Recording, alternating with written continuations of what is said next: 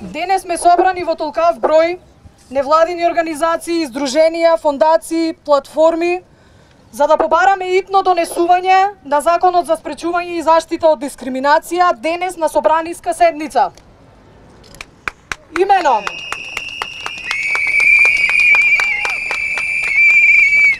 Законот за спречување и заштита од дискриминација повеќе од 8 месеци е заглавен во собранието.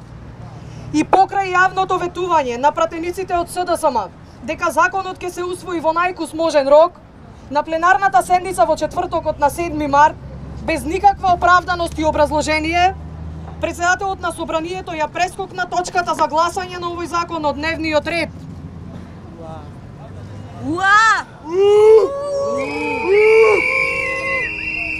Со ова, собранието уште еднаш потврди дека потребите на граѓаните не му се приоритет на сегашното парламентарно мнозинство. Пратениците без проблеми знајдоа политички консензус за бројни закони, со кои си само доделија уште повеќе привилегии, со кои се воведуваат нови работни позиции за вдомување на политички кадри и се амнестираат лица за кои се покренати судски постапки. За волја на вистината, донесо и низа закони со кои се попречува правдата. Се разбира, на штета на граѓаните.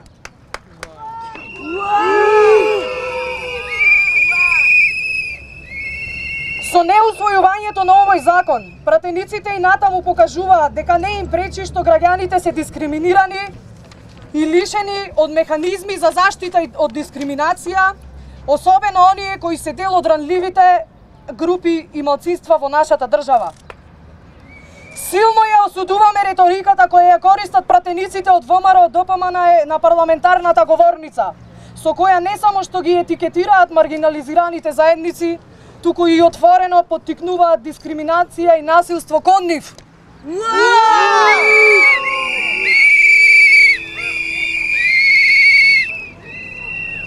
Затоа ги повикуваме пратениците од најголемите политички партии од мнозинството, СДСМ и ДУИ, итно да го усвојат Законот за спречување и заштита од дискриминација на собраниската седница денес. Така е. И конечно да се одважат и да застанат на страната на граѓаните. Така е. Тука сме заедно да ги подсетиме народните избраници дека правата на граѓаните не смеат да бидат условени од личните ставови и партиските игри. Така е. Така е.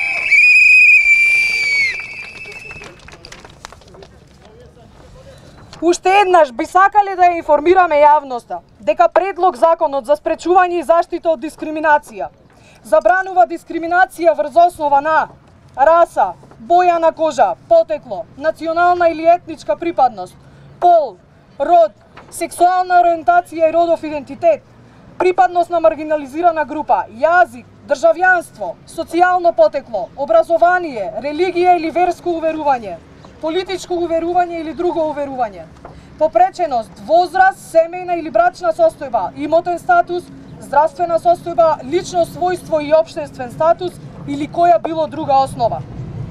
Со законот конечно би се надминале постоечките недостатоци во претходниот закон затоа што се професионализира Комисијата за заштита од дискриминација, се воведуваат построги критериуми за избор на комисионерите и се предвидува спроведување на јавен избор на комисионерите.